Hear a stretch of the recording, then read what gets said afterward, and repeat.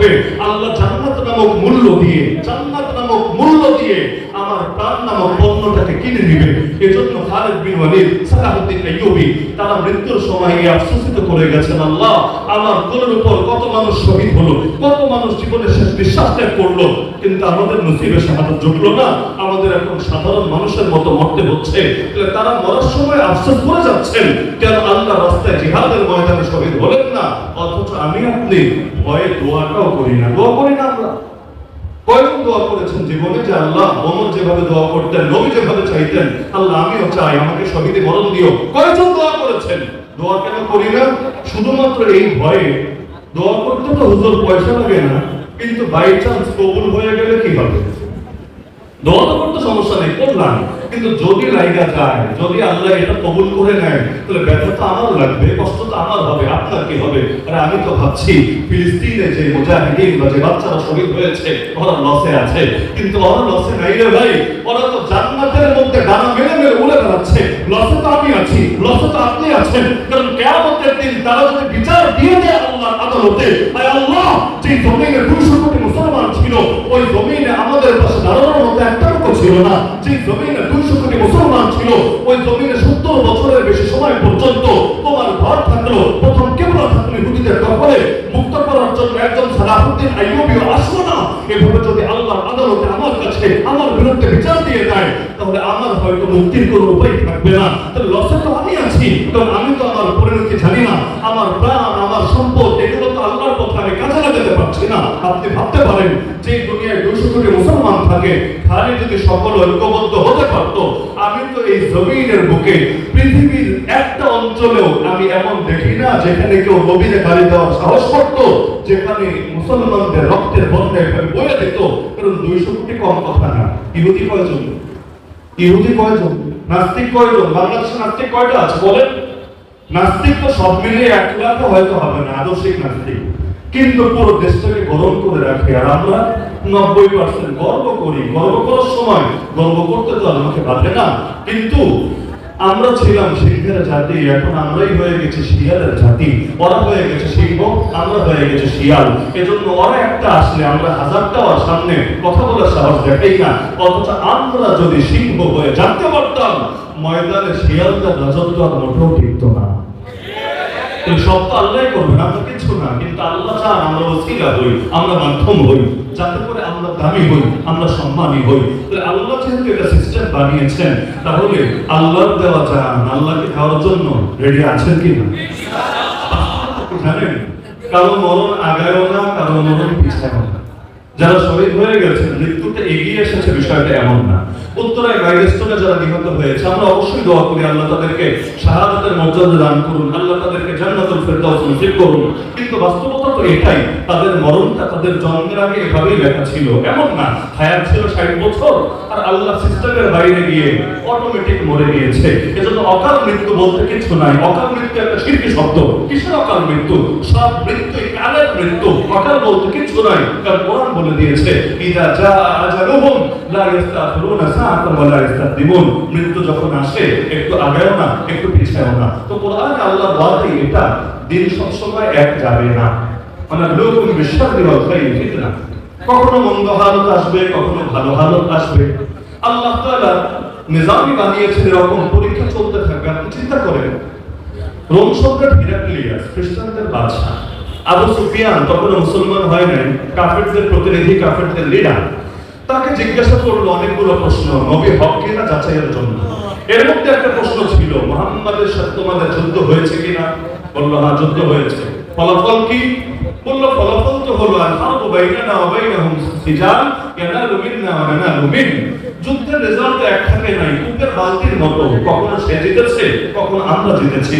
বদরে তারা জিতেছে, উহুদে আমরা জিতেছি। এই জামানা হলে লোকে বলতে হায় হায় কি বলো, তিনি যদি হক নবী হন, তিনি আবার যুদ্ধে হারবেন কেন? তাহলে তো মনে হচ্ছে কোনো ভেজাল আছে। কিন্তু হিরাক্লিয়াস এই যে কখনো জিতেছে, কখনো হেরেছে, এটা শুনে আরো কয়েকটা প্রশ্নের জবাব শুনে সিদ্ধান্ত উপনীত হলো যে তুমি যা বললা, তোমার কথা যদি সত্য হয়, তাহলে তিনি তো হক নবী, তো হক নবী। এমনকি আমি আমার পা রেখেছি আজকে ইউরোপের যে মাটিতে, শীঘ্রই এই মাটির মালিকও তিনি হয়ে যাবেন। কেন? কারণ এই ইসলামের নিজামে আল্লাহ এটা বানিয়েছেন, দিন সবসময় এক যাবে না। কারণ আল্লাহ কখনো শুকরিয়ার পরীক্ষা নেবেন, কখনো সবরের পরীক্ষা নেবেন। তো যতদিন জমিনে খেলাফত ছিল আমরা শুকরিয়ার পরীক্ষা দিয়েছি, এখন যে ইসলাম বিজয়ী না, আমরা এখন সবরের পরীক্ষা দিচ্ছি। এই সবরের পরীক্ষায় কি পাস করতে হবে না ফেল করতে হবে? পাস করতে হবে না ফেল করতে হবে? হ্যাঁ, আমাদের হাতে কিছু নাই। আমরা পারবো না মসজিদ আজাকে মুক্ত করতে, পারবো না আমরা বাবরি মসজিদকে স্বাধীন করতে। সব করবেন আল্লাহ নিজে।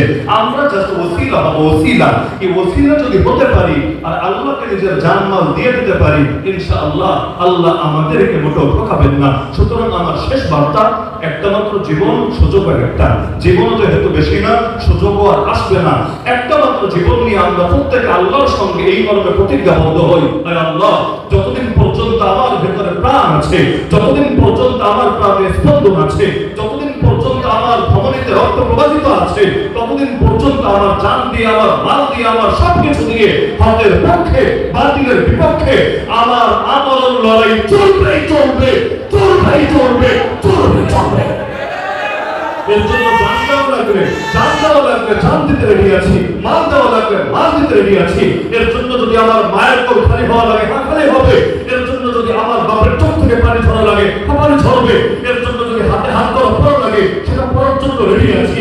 এর জন্য যদি বুকে আবু সাঈদের মুখের মতো গুলি পেতে নিতে হয়, গুলি পেতে নিতেও রাজি আছি।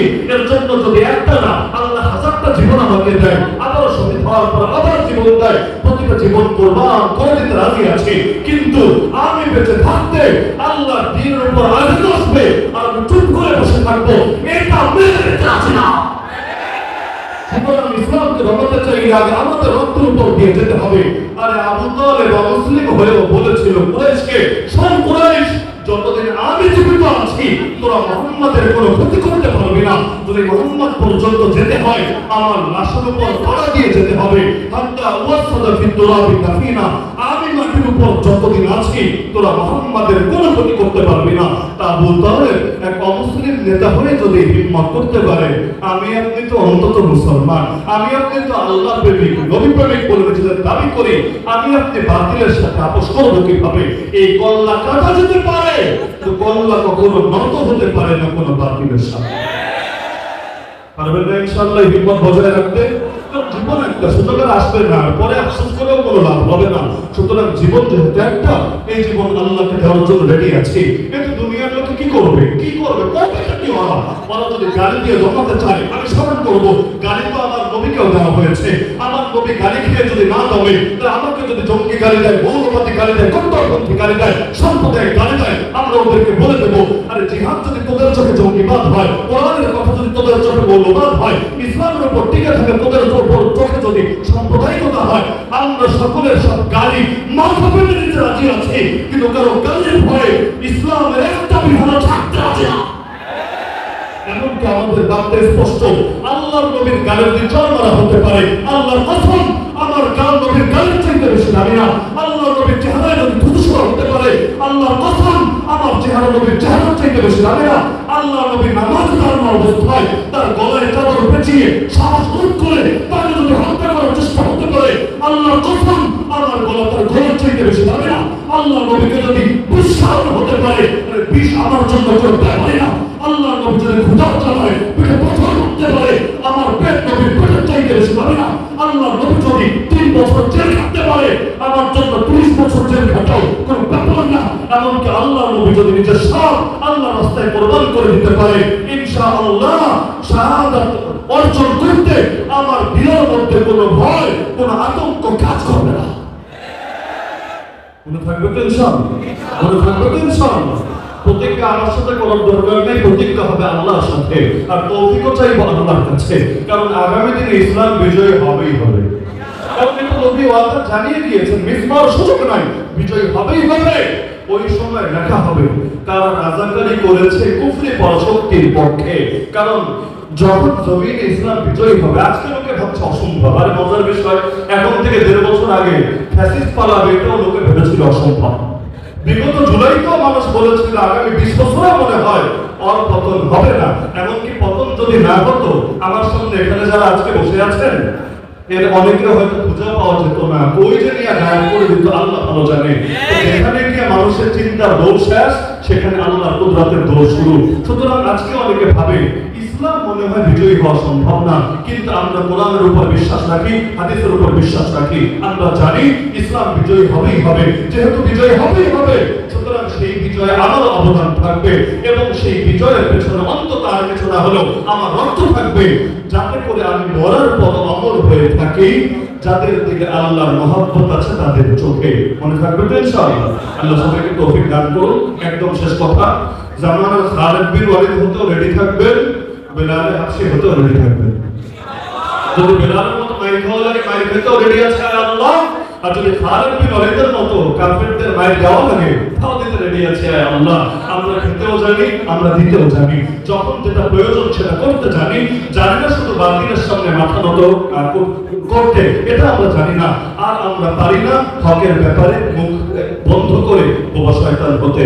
সর্বশেষ কথা, আজকের এই ফাউন্ডেশন কষ্ট করে যে মাহফিলের আয়োজন করেছে, প্রতিকূল আবহাওয়ায় অতি অল্প সময়ে দোয়া করে আল্লাহ তাআলা তাদের এই চেষ্টা পরিশ্রমকে কবুল করুন এবং আল্লাহ রাব্বুল আলামিন ফাউন্ডেশনকে তাকে দিয়ে পুরো দেশের সর্বশিখরে উপনীত হিসাবে আল্লাহ কবুল করুন। আর আগামী দিনে যত প্রোগ্রাম তারা আয়োজন করবে, আল্লাহ রাব্বুল আলামিন সবগুলো যথাযথভাবে বাস্তবায়ন করার তৌফিক দান করুন। আমিন। ওয়া আখিরু দাওয়ানা আলহামদুলিল্লাহি রাব্বিল আলামিন। জাযাকুমুল্লাহ, শুকরিয়া এবং ধন্যবাদ।